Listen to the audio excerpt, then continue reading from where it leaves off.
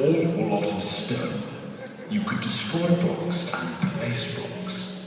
The spark was there, but it needed more. Yeah, like squids. Stop it. Shortly after, more things appeared, like trees, water, clouds. Lava. Yes, lava. The world looked a little more natural. This was the creative mode in single player, but something was missing.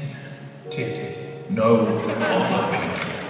Tests began with a multiplayer version. People could now play together. New items and blocks were also added. The game was beginning to take shape. Wow, really skipping over the details there. Do you want me to go over all the patch notes? No. The wiki page won't load anyway. Moving on, the game now had multiplayer and creative single player. But there was another element that Notch wanted. Survival. Work began on making the game more challenging. Zombies and skeletons were put in, but they could not attack. Sheep and pigs were added too. Whoa. Notch also fluffed the coding of the pig and turned into a creeper. At this stage, this version of the game was labeled Classic. Classic. Brilliant. Then from Classic came the in-depth version.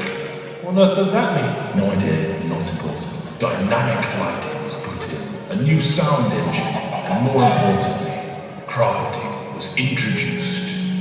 Then came InfDev. Sorry, what? InfDev introduced a big feature to the world. Infinite terrain. No longer was the player constrained to a square world, but now it stretched endlessly.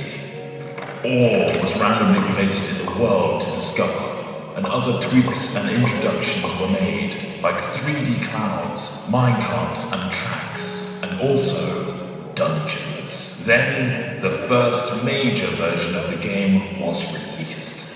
Not like released, but just available? Yeah, pretty much. Fridays became Secret Fridays, where random things were added. The first being Redstone, which allowed complex circuitry to be created. What, like that thing? No, that's ridiculous. Snow worlds were added, so were boats and cows, along with a whole host of new items. Oh, and slimes. Those bloody hopping things. Then, in Alpha, the survival mode was brought to multiplayer for the first time. This allowed the players to battle monsters and survive the night together. Or just go around gathering creepers and then have them explode on your mate's house.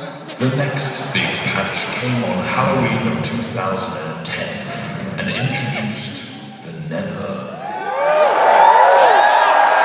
This threatening place was full of zombie people and the eerie cries of the ghast.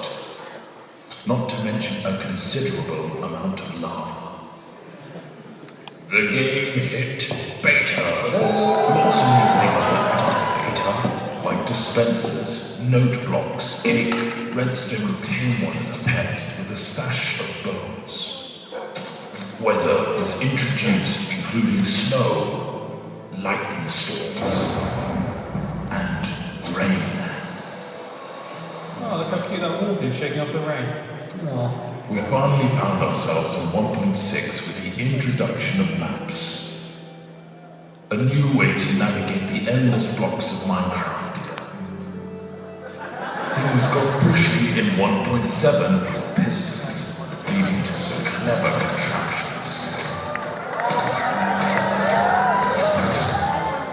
1.8 gave vastly improved combat mechanics, allowing the player to sprint, draw back their bow, and land critical hits on their enemies.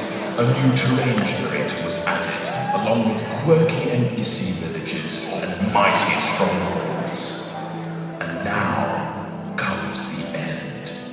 A true challenge awaits you in this unforgiving realm. But that is something you'll have to discover for yourself.